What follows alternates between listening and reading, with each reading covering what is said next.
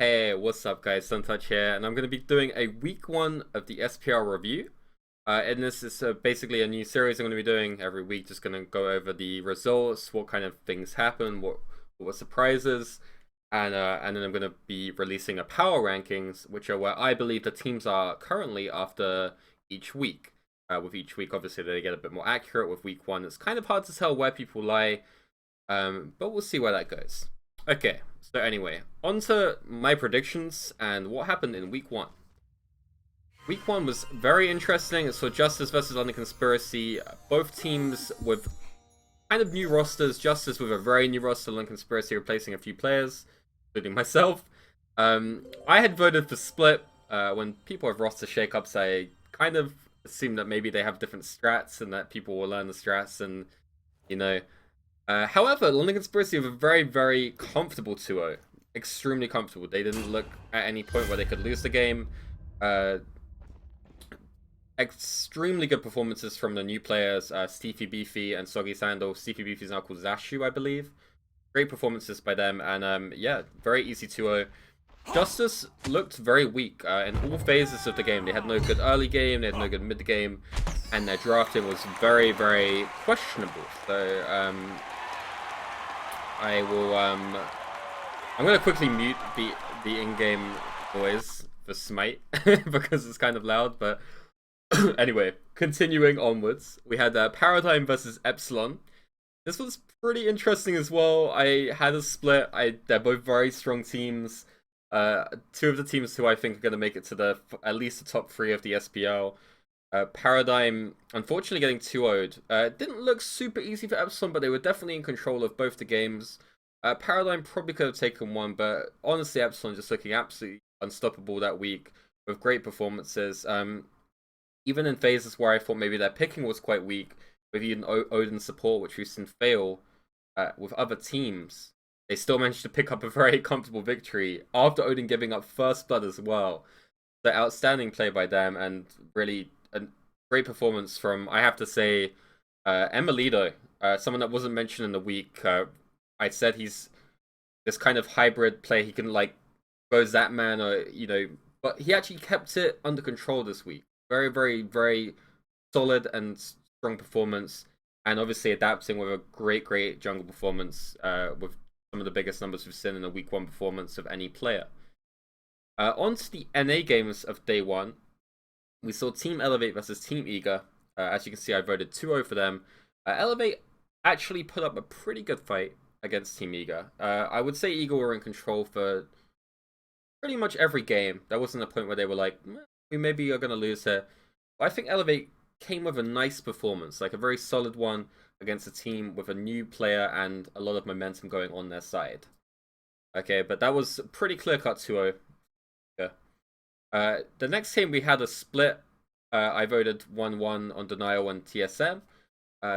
And I believe it was a split. But no, it was a split. All right, okay, no, I see what's happened there. I kind of forgot the results because I know Denial took a game. I didn't vote split. I voted for TSM 2-0. TSM coming off the back of a LAN victory, had to go for the 2-0 there, but honestly, they looked strong in game one. They looked like the TSM we know and love. Great performances all around, and then game two, somehow Denial found a way to completely shut them down. Like, we're talking, is that a Challenger Cup level team playing against Denial? Like, I've never seen a shutdown that hard on those guys. Let's be honest, it never happened. So outstanding performance from Denial. It should be a very big momentum from them taking a game off the LAN champs. Wow, good job Denial, and great performances all around in that game too. Like I said, it was pretty outstanding by those players. If we scroll down to day number 2, which was a pretty interesting day all around. We saw Team Dignitas versus Myrmidons. Again, we had a split here. We weren't really sure how strong these teams were. I haven't seen much of them. Myrmidons are a team to look out for. That's what we've learned this week. They won 2-0 over Dignitas. Dignitas not looking very strong in last split or this split so far. It's game one, so it's early, but yeah, Myrmidons ripped them apart, to be honest. It was a pretty comfortable set for those players. Morgal controlling solo lane incredibly. Game one, they let Morgal have his best character and mid have his best character, which is a very questionable strategy. Letting Morgal have Hades and Sio have Isis, two things I wouldn't expect coming into the draft.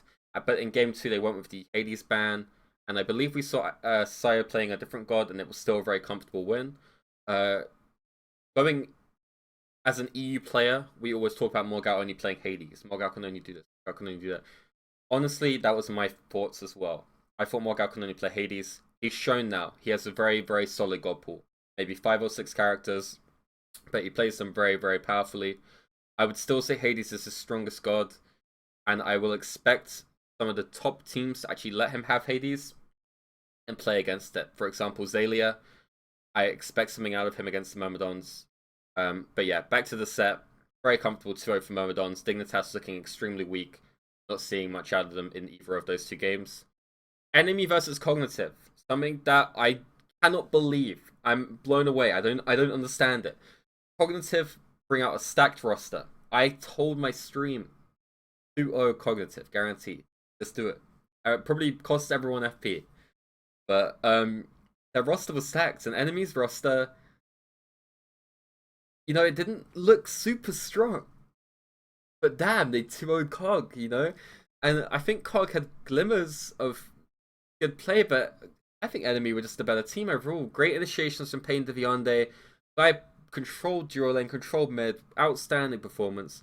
And their jungler as well. Consistent gangs in the dual lane. I'm blown away by this team. I mean, going into that, like I said, I didn't expect it. So, well played, the Enemy. He's seeing what they can do in week 2. Set number 2, we saw AFK Gaming versus Cloud9. We predicted an AFK Gaming 2-0. Cloud9 have got a new solo laner, and it wasn't as comfortable as it looks. It was a 2-0 series. Game number 1, we saw AFK very controlling, and C9 didn't look great. And in game number 2, we actually saw C9 very behind in the early game. They were around 2 to 3k goal behind in the first 10 minutes. Didn't look like they had any control. And then suddenly, out of nowhere, they came with this resurgence. Like, they figured out how to play it again. And they came back, and they almost won. The game came down to a really questionable call, I will say, where AFK actually had the Fire Giant of 4 players, and Cloud9 chose to push them into their tier 2 tower. Cloud9 pushing into AFK, and AFK basically counter-wiped them, and then they ended the game. So, AFK looking extremely strong again. Cloud9 actually looking pretty good in game 2, but I'm gonna say it's questionable how strong they are, depending on like how their morale is after that, after the 2-0 loss, and we'll have to see what happens in week 2 with those guys. Titan Fnatic, we actually voted for a split. This was played at LAN. I didn't actually see the games, but these teams are very, very tried and tested. They've played each other so many times, and normally these guys are going to go 1-1. I don't really know too much about those games because I didn't see them, but I imagine it was quite a close series, and both teams are pretty fantastic. Okay, so that covers up week number 1. We're basically going to show you my power rankings for the week. This is based on a lot of factors, but I'll quickly go over it. So as you can see here, on the EU side, we have Epsilon. They've jumped up 4 spots. This is all based on last season and LAN and stuff for where I put them. Obviously, Epsilon finished, I think, 4th last season, so they've gone up 4 spots or 3 spots. I guess it's a typo, but anyway, you see Epsilon number 1 right now. 2 are Paradigm, who are the best performer at LAN for EU. Really good performance by them. Paradigm have actually jumped up a few spots as well. I think with the LAN performance behind them and the fact that they had such a dominant end to the season split, no one can argue with that. Fnatic have gone down 1 spot. They were 2nd last season, but I think they're slightly under Epsilon and Paradigm right now, but they can still obviously take games off them. I think Titan have dropped down a lot after the LAN loss, and yeah, just not seeing a lot out of them in terms of the games against Paradigm at LAN. I would say they're just under Fnatic, but they can still take games of those top teams. LC look the same as last season so far. I put them in the 5th slot, same as last season. I think they have potential to take games off any of the teams after seeing their performance, but yeah, I put them under that spot. We'll have to see how they go into week 2. It's hard to kind of put them anything above that because they haven't shown anything except beating Justice, who I've put down at 8th. Myrmidon's incredible performances against Nox in the Challenger split, and now beating out Dignitas, who are a very solid team. We see that they've actually gone up 3 spots from coming out of Challengers up, and Dignitas dropping down 1 spot into the relegation kind of zone. I see them, if they can't take a game with Myrmidons, who are very predictable, be it not good players, they are great players, but they're predictable. They're going to pick Hades, they're going to pick Isis, and if they can't come up with a draft in 3 or 4 weeks of knowing their opponent, heaven forbid they're not going to be able to find one this week. Let's be brutally honest. If you know they're going to pick Hades, and you can't come up with a draft for that, it's going to be hard for you. And Justice, taking 2-0, getting 2-0 against LC, not the best look for the season. I put them under Dignitas because I really didn't see anything out of them that could suggest they could even beat Dignitas rate at this point in the scene. We move over to NA power rankings, and you'll see some of these are a little bit questionable. I kind of tussled and turned on doing these, but anyway, it's week 1. Don't take them too seriously. We got AFK at number 1. I think their online performances has been outstanding. Last season finishing number 1. Even though they maybe didn't win LAN like TSM, a 2-0 this week over C9, definitely something that's going to most likely secure them a top 2 finish this season. TSM, they've actually jumped up 1 spot. They finished 3rd last season. They've had a win at LAN. I think they're looking strong. Even though they won 1 with Denial, I still think week 1, they're normally quite slow starters, and they normally kind of pick up as the season goes on. I've actually put Eager up to number 3 spot this week. I think their performance was very good, very solid. They've got a new solo laner, and I believe their roster is capable of taking games with anyone. I think they have the best jungler in the NA, or at least top 2 junglers right now, in terms of like hyper carry, and that's there to care. I think he brings a lot to the table, and with Omega and solo now, I believe they're going to really find some oomph, and I see them breaking the top 3 this season, even though it's a very controversial thing to put them there. Denial are the same as last season for me. They put them as 4th. But win over TSM, they obviously can take games with anyone.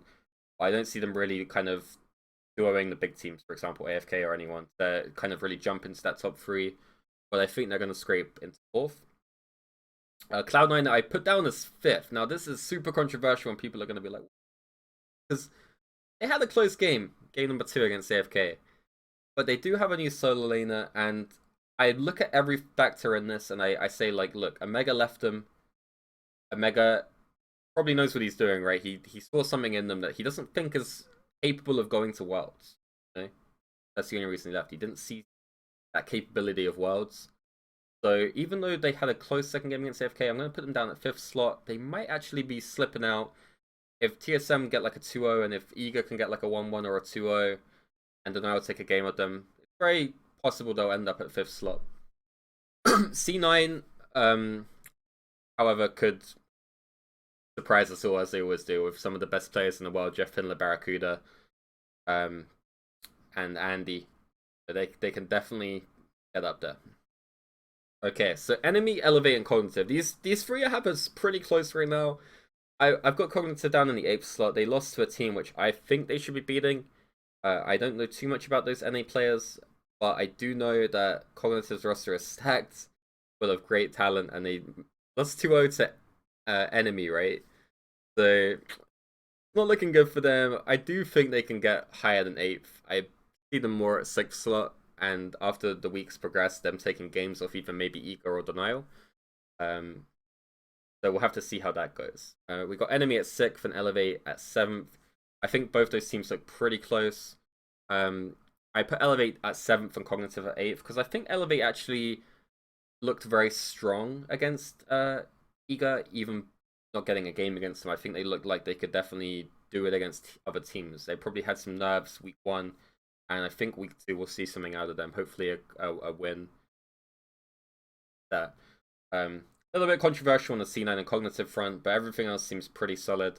And they're my power rankings, and we'll see every single week. I'm going to be updating these with how teams perform, maybe roster changes and stuff like that. We'll judge it, and we'll see how accurate we are at the end of the season with where we begun. And yeah, so that's my week 1 review. If you enjoyed it, follow the channel. If you want to see more, let me know. I'll probably be doing a week 2 prediction. So yeah, look forward to that. Catch you later, guys.